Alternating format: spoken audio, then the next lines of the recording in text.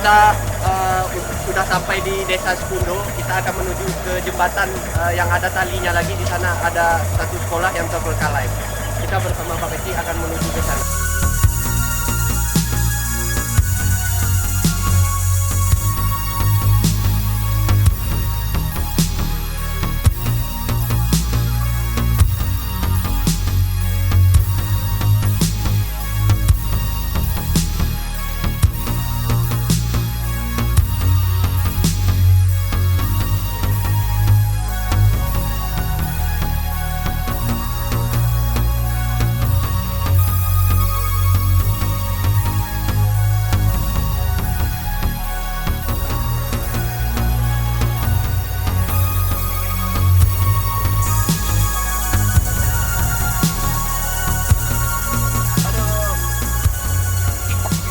Kita udah sampai di seberang.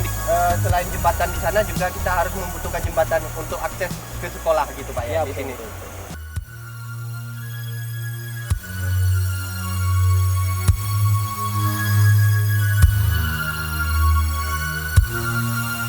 Inilah salah satu jalan untuk menuju sekolah.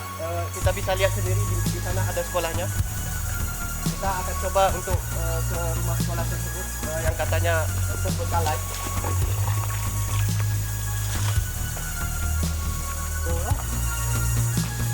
Manjat ya.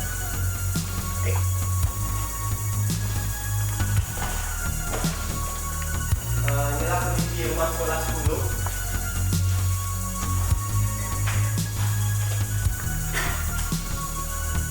Di sini masih terlihat masa-masa pelajaran yang terbengkalai.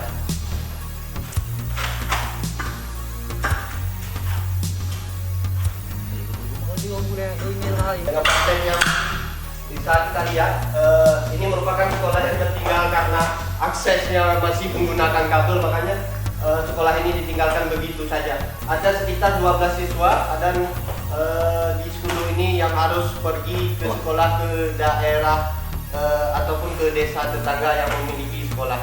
Bisa kita lihat sendiri bagaimana kondisinya. Buku-buku masih terlihat, buku mata pelajaran siswa pamflet itu juga. Pak Eki, ini sudah berapa lama di terbengkalai seperti ini? Sudah 3 tahun. Ini sudah 3 tahun. Alasannya memang akses itu ya? Akses. Jadi saya sudah bermusyawarah sama wali murid di pihak warga. Itulah masyarakat di pihak wali murid tidak mau dia anaknya pergi ke sekolah karena penyebabnya karena penyeberangan itu di sana tantangan luar biasa.